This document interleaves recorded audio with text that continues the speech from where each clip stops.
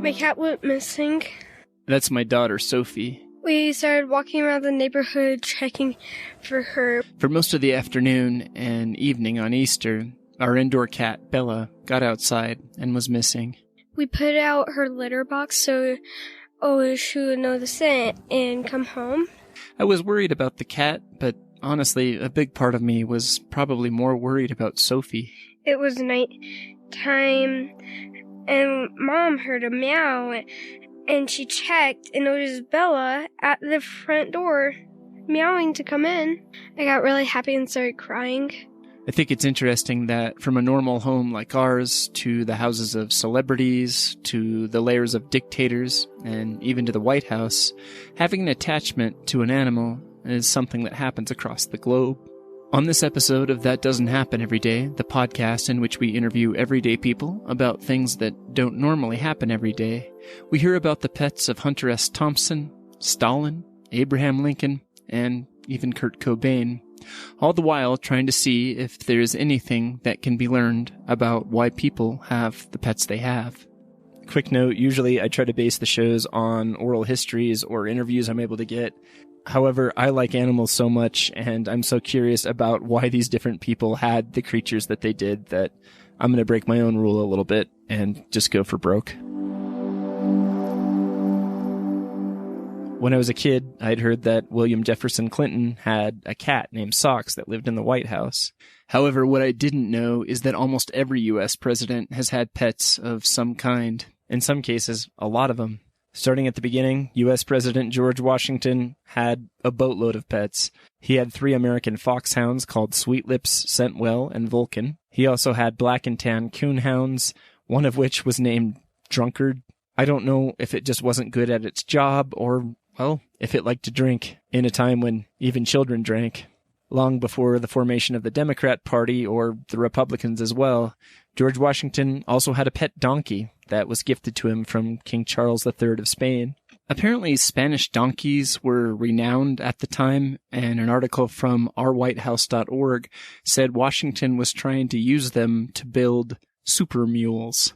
One thing that's cool about being a presidential pet, as opposed to just a normal pet, is you tend to get a lot more press. In fact, there are 2 different images, one a painting and one an engraving of George Washington mounted on his horse Nelson, and then there's a really nice painting as well of him on his other horse, Blueskin. He also had a bunch of stallions named Samson, Steady, Leonidas, Traveler, and Magnolia. John Adams also had pets. I can't find out which breeds, but he had dogs named Juno, Mark, and Satan. I wonder how that would fly now.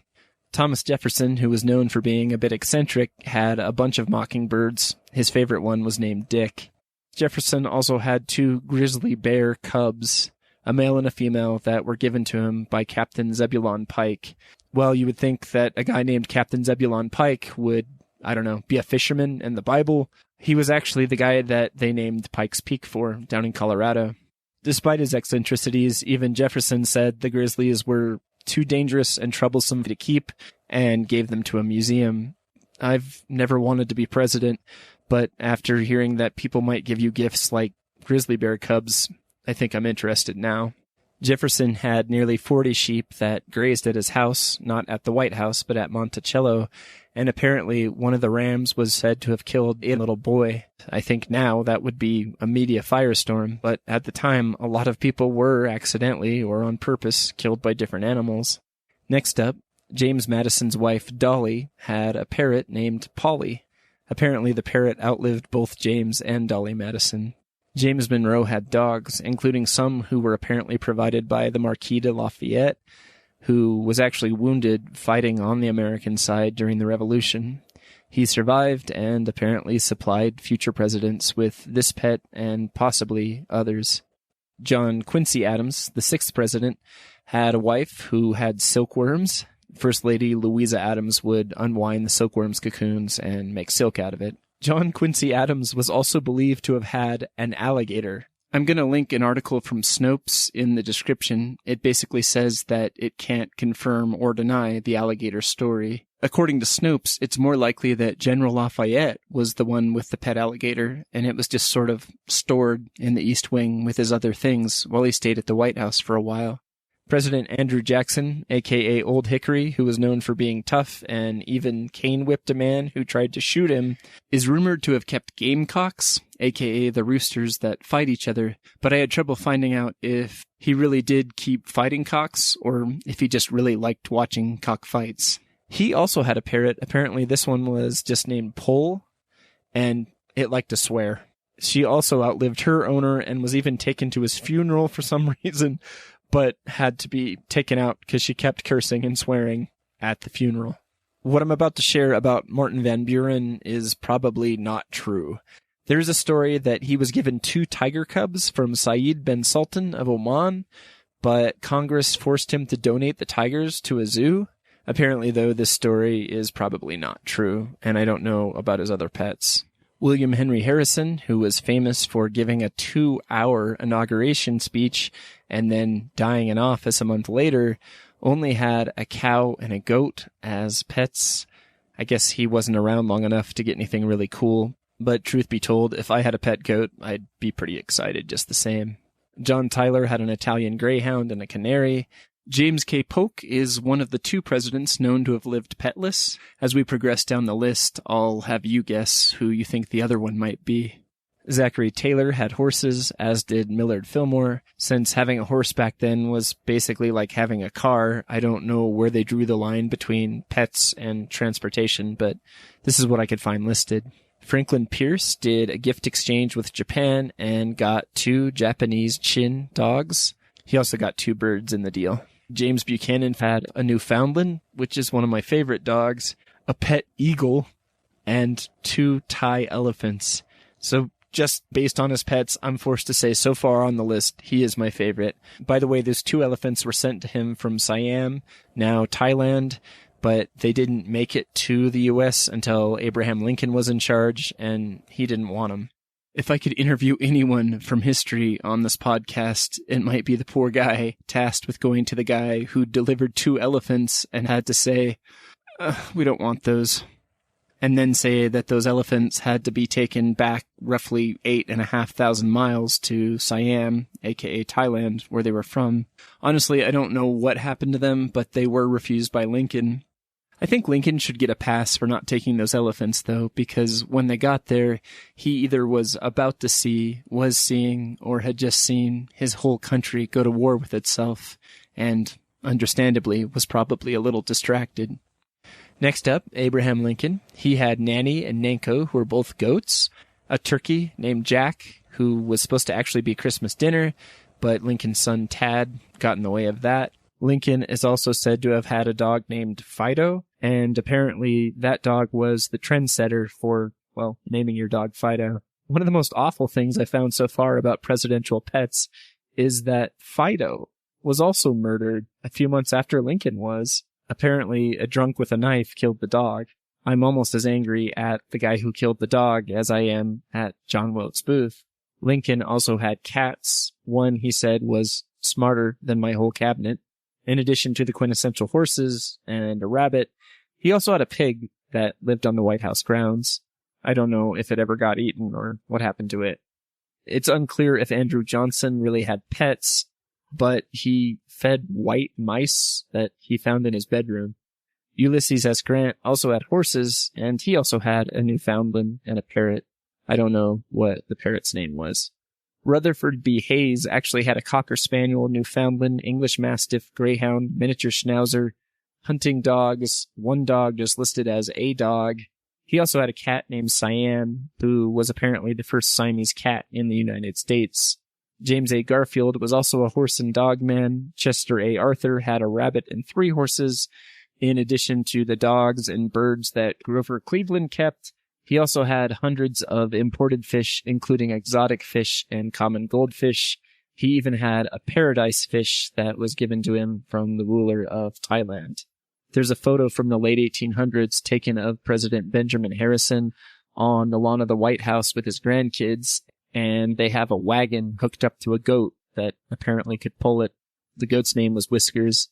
President Harrison also had Mr. Reciprocity and Mr. Protection. They were opossums. Apparently there was a quote saying protection and reciprocity are the twin majors of the Republican Party and go hand in hand. President William McKinley was a bird guy. He had a yellow-headed Mexican parrot that could whistle Yankee Doodle and roosters.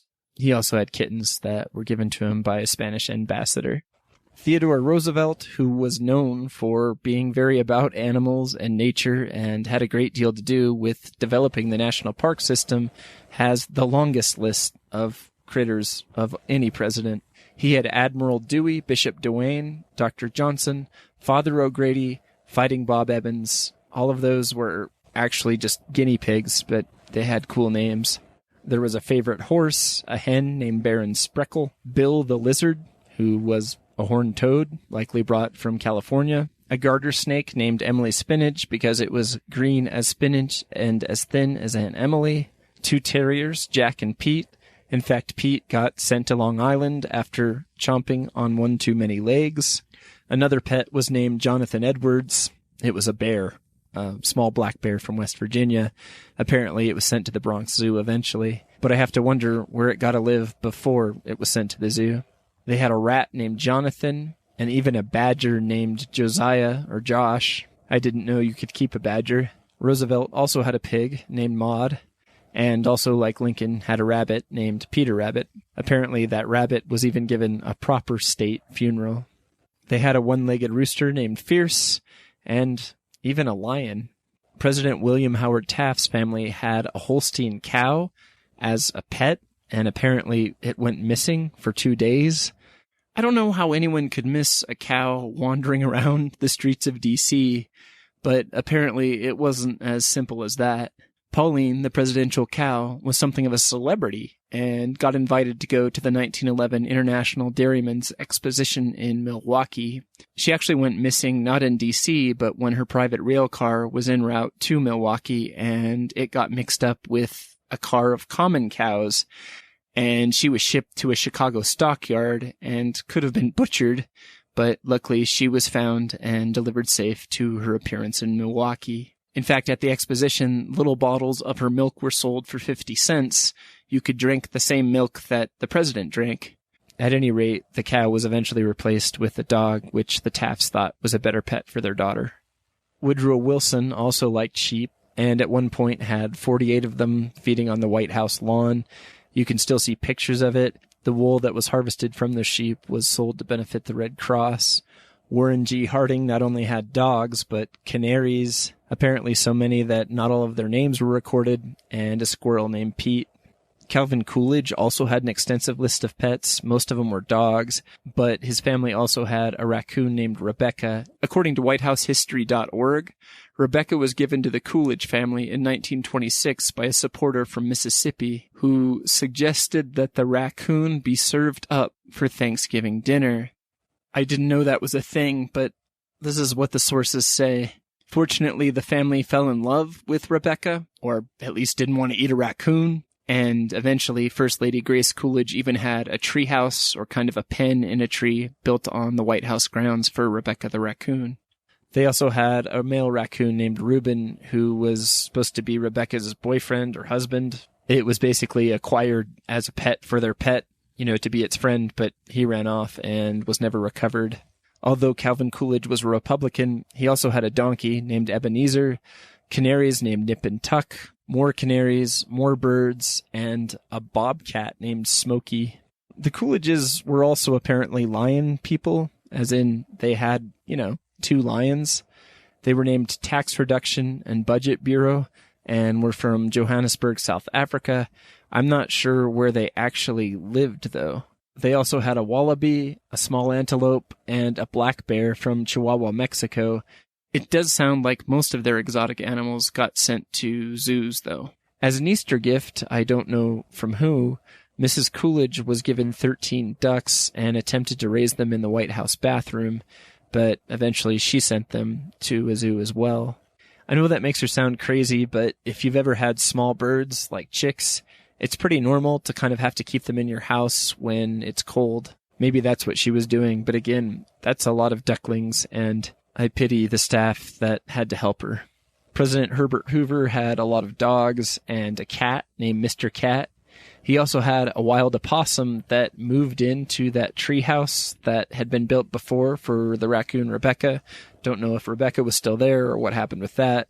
And this opossum even filled in as a mascot for a local high school. When it comes to the Hoovers, another rumor of alligators surfaces. Apparently Herbert Hoover's son, Alan, did have alligators. I think 2, I'm not sure. But apparently he never lived in the White House, being a young adult when his father was elected. So it's unlikely that any of his potentially problematic pets did either. Franklin D. Roosevelt is only listed as having dogs, but he had a lot of them, including a Great Dane named President. Harry S. Truman also had a couple dogs. Dwight D. Eisenhower also had dogs and a baby forest elephant sent by the French Community of African Republics. Apparently, they sent it away to the National Zoo. I would be really offended if I sent someone a baby forest elephant and they got rid of it. If they ever put me in charge, I'm going to make a law that if you're a president or, some other elected official and someone sends you a pet as a gift, it lives with you till it dies. There's no zoo stuff. If you send me a baby forest elephant, believe me, I am not going to give it to the zoo. Hint, hint. The Kennedys had a boatload of dogs and birds. 5-year-old Caroline Kennedy also tried raising ducks in the White House, but apparently one of the dogs kept fighting with them, so they got sent away to Rock Creek Park. They also had a pony named Macaroni and a pony named Leprechaun, who was a gift from the President of Ireland. Robert F. Kennedy, John Kennedy's brother, apparently gave the family a spotted salamander. And interestingly enough, the Kennedys also had, amongst their many dogs, one named Pushinka. She was given to the Kennedys by Nikita Khrushchev and was a puppy of Soviet space dog Strelka. John and Caroline Kennedy were only 3 and 5 years old, respectively, when their father was assassinated and they had to leave the White House. I just wonder, when their father was still with them, how do you explain to your little kids, look, this dog is not just any dog, like it's the dog of an astronaut space dog? That just messes with my head. President Lyndon Baines Johnson also was a big dog guy. He apparently had a dog of unknown pedigree named Yuki who would sing duets with him. He would howl with President Johnson for White House guests. Richard Nixon had 4 dogs and a fish. Gerald Ford also had dogs and another Siamese cat. Jimmy Carter also had a Siamese cat and several dogs. There was even an elephant sent to his daughter Amy, but it was sent to the National Zoo. How do you tell your kid, look, I know you want this elephant, but it has to go? Like, I couldn't do that. So if you don't send me an elephant, but send it to my kids, it has to stay. Hint, hint. In addition to a bunch of dogs, President Ronald Reagan, who had acted in several westerns, actually had quite a few horses back on his ranch. More interesting than the horses were 2 experiences that Reagan had with fish. First, in 1981, after President Reagan was shot during an assassination attempt, he received letters and gifts from people wishing him well, and among them was a small cardboard box. When opened, it contained a plastic bag with a goldfish in it, and a note from a 10-year-old boy from New York saying, "I hope you get better, and to help you get better, here is a companion, a goldfish named Ronald Reagan, too. Just feed him daily every morning, and he will be fine. If he dies, call this number." Ronald Reagan the fish lived with Ronald Reagan the president at the White House for 3 more years in an aquarium with a presidential seal on it. That story is from Find a Grave. The entry is for Ronald Reagan II the fish. While still on fish stories, in 1985, Ronald Reagan was attending a summit with Mikhail Gorbachev in Switzerland and was staying in a mansion outside Geneva owned by Aga Khan IV. Someone asked President Reagan to feed the goldfish of the Khan's son, Prince Hussein Aga Khan, who was only 10. If things couldn't be any more stressful while Reagan attempted to maintain peace between the U.S. and the USSR, the fish died. While I read that Reagan sent his people to go buy a replacement for the fish, I wondered if he would just be sly and not tell the 10-year-old prince about his fish dying. However, a letter from the 10-year-old prince to Ronald Reagan says this, written in English in very nice handwriting. "Dear Mr. President, thank you so much for feeding my fishes, especially since you had all those summit meetings. The fishes die all the time of old age, etc., So it was not all your fault that one of them died. Thank you very much for those 2 new fishes.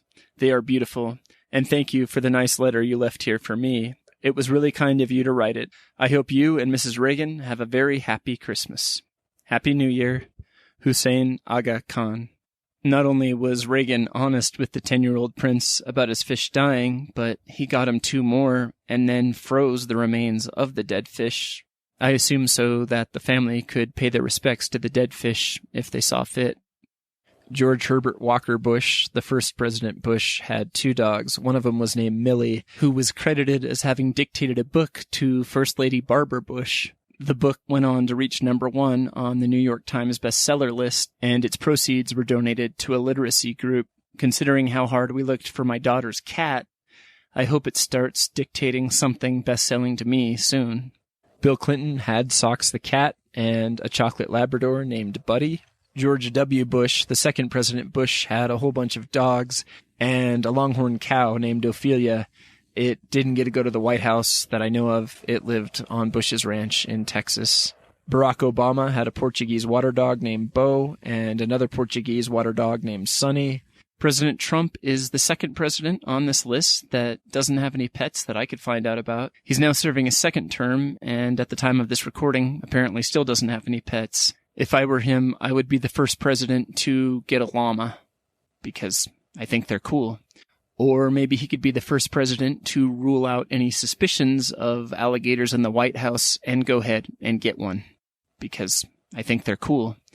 Joe Biden's experiences with pets seem somewhat fraught. They had a German Shepherd rescue named Major that had to go live with family friends in Delaware after several White House biting incidents. Next, they got a German Shepherd named Commander, who also liked to bite people and had to be removed from the White House. The Bidens also had a gray tabby cat named Willow, who was adopted after the cat jumped on stage during a rally in Pennsylvania. The tabby cat was described as having no limits and often fell asleep on top of President Biden's head.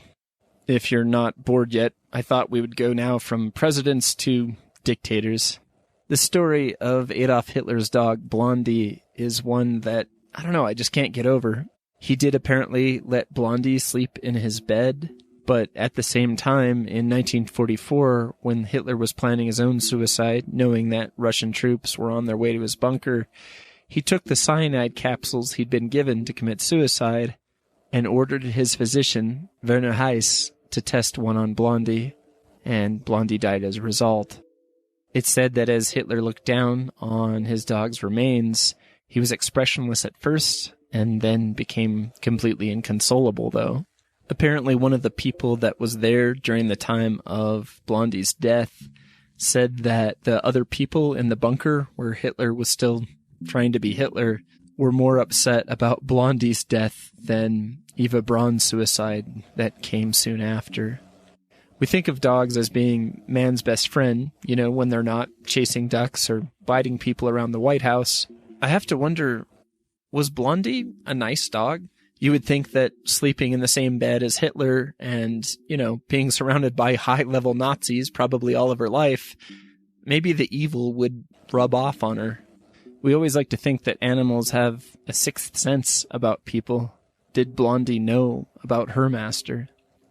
Oddly enough, when the Soviets came to the shell crater where Hitler and Braun and Blondie were, they exhumed Blondie and photographed her. I'm not sure if it was just to try to make sure that they really had the right person and, if the dog was with him, that's a good sign they got him, or what that was all about. Sadly, Blondie's pups were also killed, not by the Soviets, but by Germans at the bunker complex as the Soviets closed in. I hope that if they hadn't been, the Soviets wouldn't have bothered the dogs. If the idea of descendants of Hitler's dog being taken back to Moscow and adopted by a nice family there seems a little bit weird. Maybe that's what pets are for, to not be part of all the awfulness that people are pretty good at throwing at each other. A 2019 article from the Santa Barbara Independent talked about Saddam Hussein's dog. In 2003, following the bombing of Saddam Hussein's presidential palace, U.S. troops discovered a trembling, shaggy-haired puppy in the rubble. To be fair, the dog was just found in the palace. I couldn't find any information if she was Saddam's dog, though. The troops took the young dog to the Baghdad Zoo, where pets recovered throughout the war zone were being sheltered. She was originally named Pelican 2 because she shared a cage with a pelican, but by the time she arrived in America, she was renamed Quiet. A few months later, a Los Angeles-based composer and writer named Wendy Dale Young adopted Quiet and renamed her once again, this time the Liberty Pearl, or Libby for short. Young said in a press statement, "The first day I had her, she was so nervous she wouldn't pee. Later that night, she finally peed, and it was such a liberating experience for her that I called her Liberty." The second name, Pearl, was inspired by the color of her beautiful fur. The fact that people fighting in a war would take the time to rescue a dog, and the fact that eventually she got a home, despite where she came from, I guess gives me some hope. Speaking of dictators, I found a website called Gateway to Russia that talked about how Joseph Stalin did in fact like dogs, and even fed squirrels that he started to breed at his residence on the outskirts of Moscow. There was also a legend that a bear lived at Stalin's house, apparently a lost bear cub, brought by Stalin's guards. Stalin came to look at his bear cub several times, but then apparently forgot about it. I don't know how you forget about having a bear, but Stalin did. The article said that guards were hesitant to take the bear to a zoo, and eventually Stalin was reminded about the bear and was greatly surprised. He went to see it again, and then it was sent to a zoo. If I had a pet bear, believe me, I would not forget about it. Before we finish our section on dictators, apparently Chairman Mao of China was giving a speech, and all of a sudden the audience started to laugh. This was because Mao kept a pet cricket in a dried gourd, and he kept it tucked inside of his uniform. And one time when giving a speech, the cricket decided to just start, trilling and singing, and the microphone picked up the sound. His response was, "Forgive me, comrades, that I have allowed myself to be tempted by this small amusement." I'll put a link to that story in the description. Leaving the likes of Stalin, Mao, and Saddam Hussein, we go to the likes of John Wayne, Curt Cobain, and Mark Twain. Actually, we'll go through a bunch of people involved in creative activities from music to writing to movies who were also fond of different pets. Although director Alfred Hitchcock's deadpan expression and monotone voice makes him seem kind of like Droopy the dog, the cartoon Basset Hound, and some people have also compared Alfred Hitchcock's face to a bulldog's, Hitchcock was actually really into Sealyham Terriers. His first Sealyham was called Mr. Jenkins, and then his other three were Jeffrey, Stanley, and Sarah. Hitchcock was known for making cameos in his own films, and in The Birds not only did he appear, but Jeffrey and Stanley appeared with him. They walk out of a pet shop as Tippi Hedren goes in. After completing the film Lifeboat, Hitchcock gave one of the stars to Lula Bankhead, a Sealyham Terrier of her own. He said it was a thanks for carrying on filming after contracting pneumonia. She, in turn, named that dog Hitchcock. Growing up, John Wayne had an Airedale Terrier named Duke, and apparently local firemen would call him Little Duke when they saw him with his dog, which eventually gave him his nickname as the Duke. While director Stanley Kubrick was known for very violent, very frightening movies like Full Metal Jacket and A Clockwork Orange, he apparently was a big cat guy.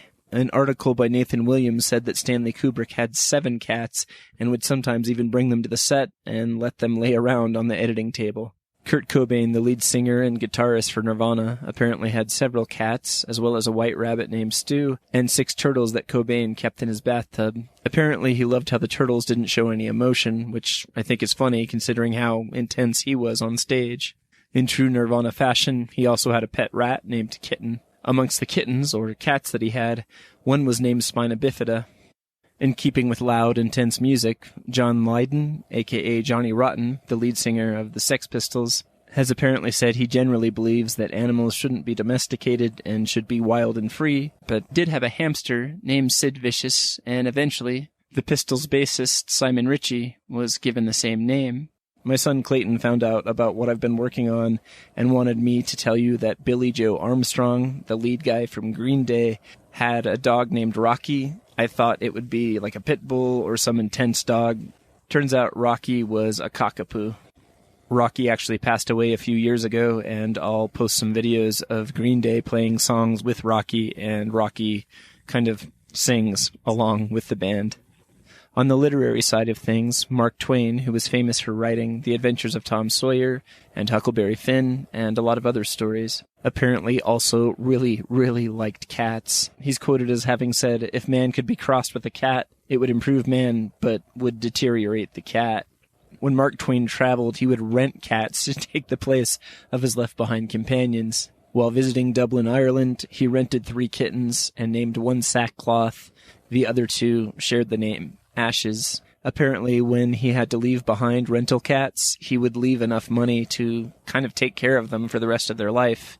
Essentially, he gave cats pensions. Another author who loved cats was Ernest Hemingway, famous for writing The Old Man and the Sea.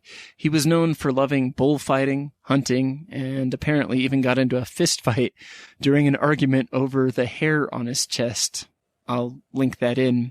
So I think it's funny that he loved cats. Apparently, he really liked polydactyl cats.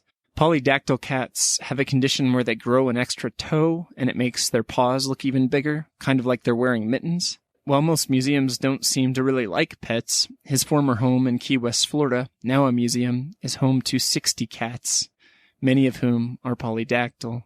The aforementioned Hunter S. Thompson had a lot of strange pets. He was known for writing Fear and Loathing in Las Vegas, The Rum Diaries, The Curse of Lono, and he had a talking bird that also liked to swear a lot. It was a mynah bird named Edward, and Thompson was quoted as having said, "Edward, there is no bird god that will save you." Apparently Hunter S. Thompson claimed to have a wolverine as a pet, which frightens me even more than Teddy Roosevelt apparently having a badger. Some people say that the wolverine got along with Thompson because they were both individualistic and fierce and very intense. I don't know if this is even true that he had one. There is a picture of him hanging out with a wolverine by his car, but I think it was stuffed. Thompson also had a pet peacock, saying that they're the most beautiful and horrible birds in the world. And he also had a monkey, but didn't give a lot of explanation about it. When talking about his pets, Thompson said that swearing mynah bird was the only reasonable voice in this madhouse. Moving away from the world of the arts, I wanted to see if there were famous criminals who had pets. Sure enough, Pablo Escobar, the Colombian drug lord who was killed by police in 1993, actually had his own zoo. I don't know how close he was with the animals in his zoo, or if it was something more that he just sort of had, but he did have antelope, elephants, exotic birds, giraffes, hippopotami, ostriches, and ponies. One article said that he kept 4 hippos in a private menagerie at his house, so perhaps he was closer with these. The problem was, after he died, they were, too unruly or difficult to deal with, and were just sort of left on his unattended estate. By 2007, the 4 hippos had become 16, and it started looking in the area along the Magdalena River for food or whatever they could get. By 2021, those hippos became 100 hippos and dispersed all over the Magdalena River basin. Efforts have been made to sterilize and euthanize some of the hippos. There is a concern that if not checked, you could have 1,000 of these hippos by 2035, and people say that they are a threat to people and native wildlife in the area. So it's sort of like Escobar's legacy of, growing and multiplying and wreaking havoc continues even after his death. When looking at different kinds of human-animal relationships, I stumbled on military working animals, and then what I found was really interesting was animals that have been used by the military as mascots. German soldiers first started to refer to U.S. Marines as devil dogs because of their tenacity, particularly after the Battle of Belleau Wood in the First World War. Soon after, in 1922, an English bulldog named Jiggs became the Marine Corps' official mascot. When Jiggs died, he was put in a satin-lined coffin and lay in state in Quantico, Virginia. He was interred with full military honors. After Jiggs died, there was Jiggs 2, and by the late 1950s, bulldogs continued to serve as mascots for the Marines, but were now called Chesty, after the famous Marine Chesty Puller. In 1979, the Marine Corps was represented by the bulldog Chesty VI, who was actually demoted from private first class to private for disobeying a direct order and destroying government property. No, I'm not kidding. I have the paperwork here. He was cited for willfully ripping and tearing up an Everlast striking bag of a value of about $176.80 military property of the United States. In 1981, the same dog was again cited, and this time given 14 days of extra duty, his crime being unlawful biting of 2 corporals. Again, here's the paperwork, Article 128, unlawful biting of Corporal Morgan on the foot. It's signed and dated by a commissioned officer, and it even has a black paw print under signature of the accused. I've never thought of the Marine Corps as having much of a sense of humor, but maybe they're not kidding. Moving away from an entire organization having a series of pets as mascots, I wondered about animals that have kept pets. If you grew up in the 80s, you probably remember a book called Coco's Kitten. Coco was a female Western gorilla who knew over 1,000 signs in sign language and apparently understood over 2,000 words in spoken English. Apparently, Coco really wanted to have a kitten, and for her birthday, she got one. She named it All Ball, I think because it was small and round like a ball. She apparently signed Cat and Baby when presented with her new kitten. Somehow, Coco's kitten got out and was killed with a car, and Coco then signed Cry, Sleep, and Cat. On a lighter note, I wanted to look at animals who, if they don't look upon us as pets, at least look at us as their constituents. We go to the beautiful mountain town of Idlewild, California, where people nominate dogs to serve as mayor. Mayor Max III is in charge up in Idlewild, and people applaud his ability to close his mouth on command, unlike many other politicians. Mayor Max has also visited nursing homes and hospitals and has lain next to hospice residents during their final moments and has encouraged despairing people to carry on.